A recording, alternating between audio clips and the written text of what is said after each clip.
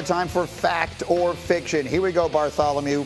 If I said Josh Allen has locked up the MVP award, is that fact or fiction? Fiction. Greeny, you're trying to get my key code revoked in Baltimore. First of all, Lamar Jackson is topping himself last year. He's on pace for over 4,000 yards, career high. He's second right now in TD passes.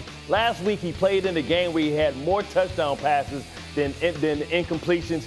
When they played the Bills in a head-to-head, they destroyed the Buffalo Bills. If anything, it's Lamar Jackson fatigue and anything. And he's also on pace to maybe go over 1,000 yards rushing. What do you think? How can you beat that? Graziano. I think if the vote were held today, Josh Allen would win and deserve the award. I think Lamar Jackson's having a monster year. Say he's locked up. I think, 3 games to go. Like, what if Josh Allen plays lousy and they lose all 3 games and Lamar beats the Steelers this week? Weird things can happen. But right now, Josh Allen appears to be on track for his first MVP award, and as great as Lamar Jackson's been, I do think it's Josh's. Josh Allen plays the Patriots twice and the Jets. I've never seen anything that weird. That would be really weird. Mike, if I said the Lions are no longer Super Bowl contenders because of all the injuries, is that fact or fiction? That's fiction, and here's why.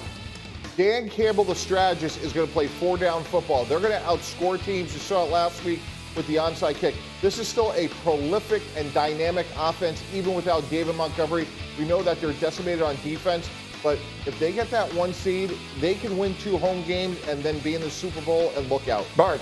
Listen, I love Detroit. My dad is there, but the onside kick didn't work out, TV. So sometimes the same thing make you laugh, make you cry. I mean, I think right now Minnesota may be the best team in that division. So I would look out for them. I think they're the most complete team. Defense, injuries catch up to you. When you play that physical brand of football, it pays a toll on you as well. It's interesting. I've had a lot of people here say they think Green Bay could be the really dangerous team. You're taking Minnesota.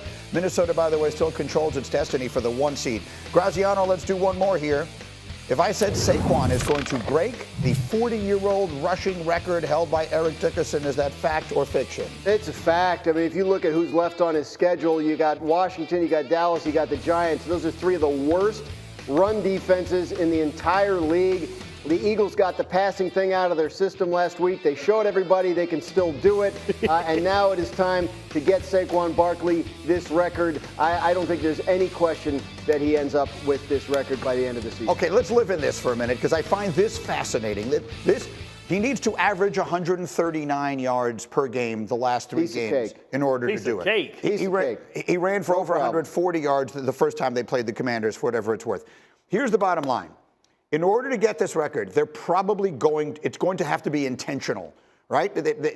They may be locked in to the 2 seed by the time we get to the end. What I'm saying is they're going to have to go for it. I've been saying all week I think they're going to go for it. I think Saquon will want it. I think the line will want it. You are shaking your head at me. Why are you shaking your head? If I am Howie Roseman as a GM, I am coming out of the box. I'm going down the field. I'm taking his helmet. And you are no fun. That's right. All. I want to get a ring, not a record, Saquon.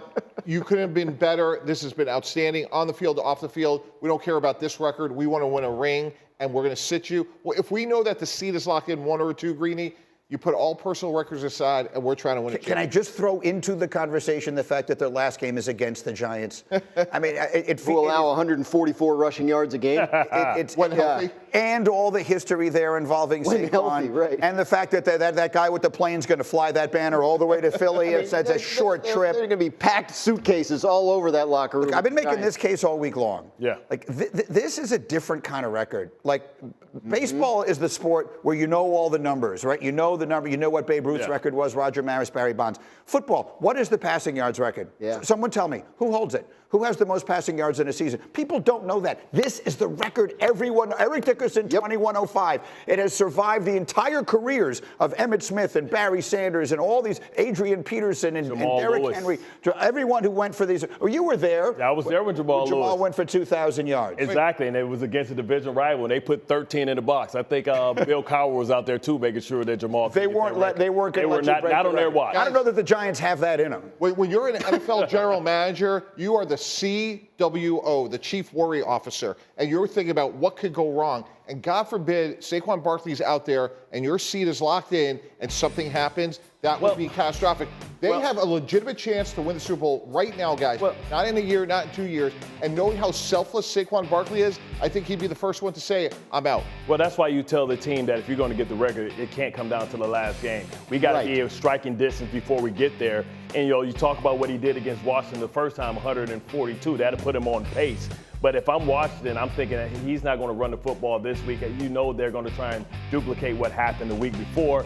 I'm not letting him get that record. Divisional opponent, I'm going to make sure that I put 8 in the box. You got to beat me on the outside. What'd you say? He needs 130 a game? 139. 139. Okay, so Washington allows 132, Dallas allows 136, and the Giants allow 144 on average a game. That's to mortals. Like this guy's having this monster year. I don't think he's going to need to play a huge chunk of the Giants game in Week 18 to break this record. I think it'll be academic. Do we put an asterisk on this because of the extra game?